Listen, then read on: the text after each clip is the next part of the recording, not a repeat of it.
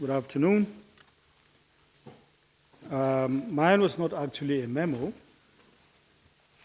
All I attempted to do was to inform Council on progress made so far with respect to the humanitarian crisis in Ukraine. In other words, the plan that we have for the evacuation of Nigerians stranded in Ukraine. First, let me start by saying that we expressed our sincere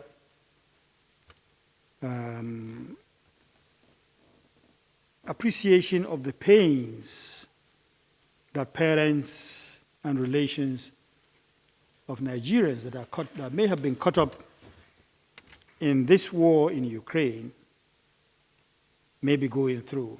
We share their pains because as parents, we know the agony that we must all be going through now.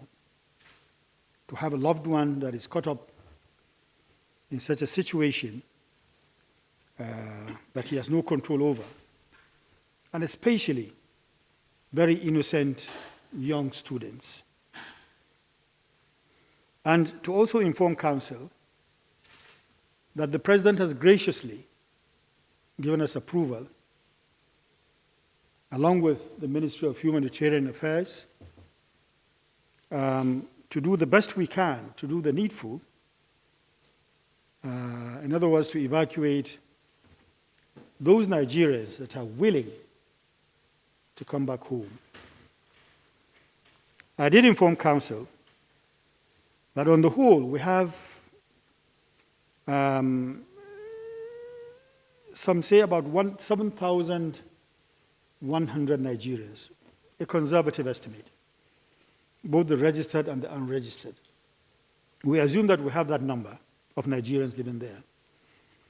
But a good number of them being students who may have been caught up in this war in Ukraine. And to say that evacuating such a number is certainly not an easy task.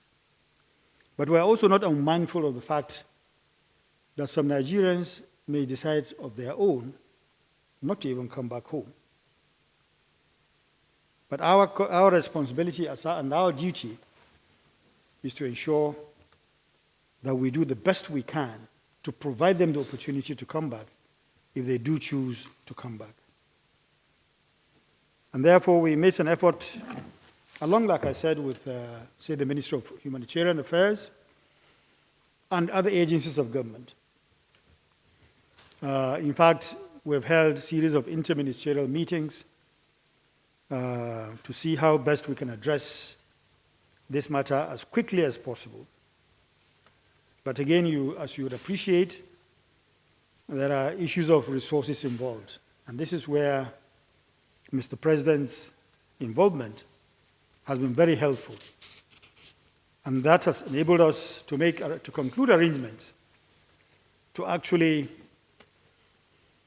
dispatch 3 aircraft to 3 different countries to evacuate our citizens.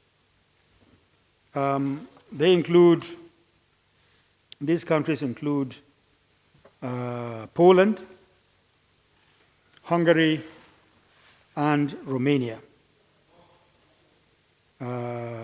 We have some numbers. I think in Poland we have about, how many? 400 Nigerians. In Hungary we have about 960, and those and such numbers. And like I said,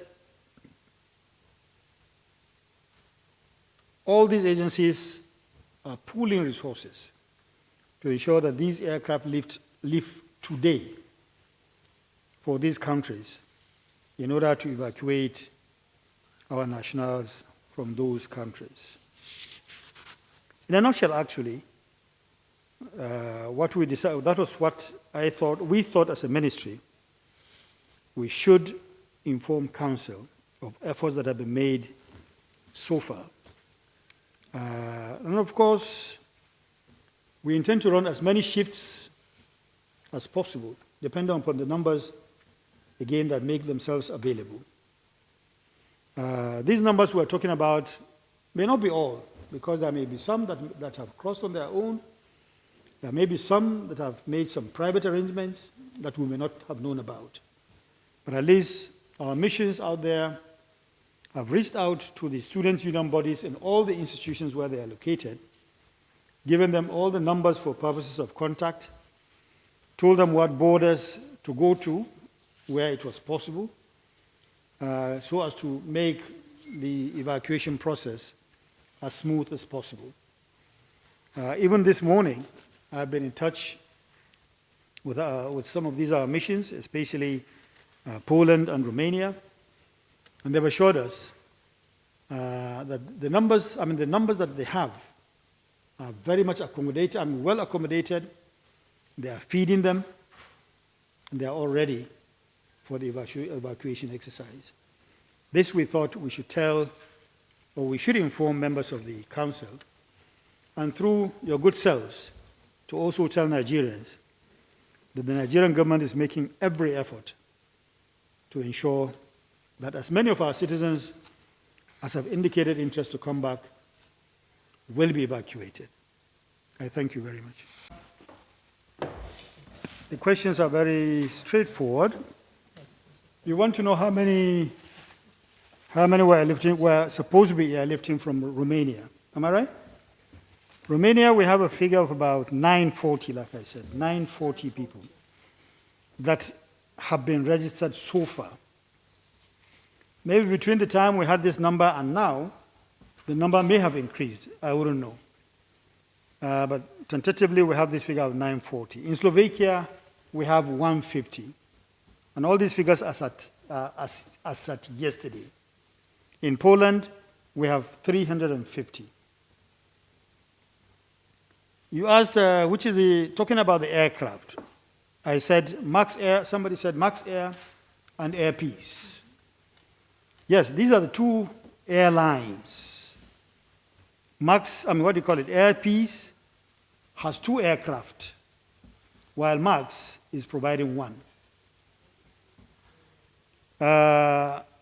Talking about students that are trapped in the town that has been, did you say, captured by the Russian troops?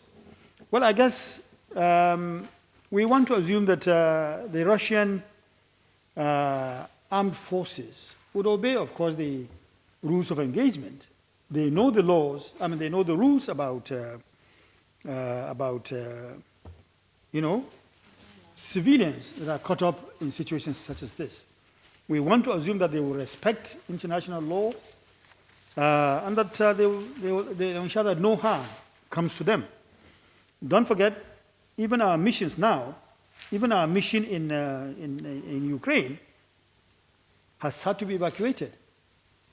So if for any reason any Nigerian is left behind, we are very, very prayerful, we are very hopeful that no harm shall come to them. Once, of course, they're in some shelter or whatever place that they're hiding. And we've also, don't forget, we have had to summon both the Russian and the Ukrainian ambassadors to our ministry. And we did emphasize to them the need for their troops to ensure that they do not do anything that will harm the lives of innocent citizens. We've seen video clips making the rounds about the treatment that has been supposed to have been meted out to black people who were in queues, who were in buses and all that. All these were brought to the attention of the ambassadors, and we have expressed our displeasure at these developments and demanded that they do something about this. I guess that is, have I answered all the questions? I asked how much the president approved for the Oh, he approved some, how many? Say something like, is it $5 million or so dollars? $5 million?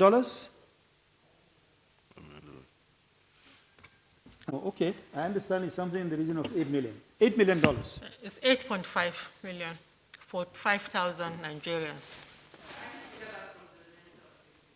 From which minister?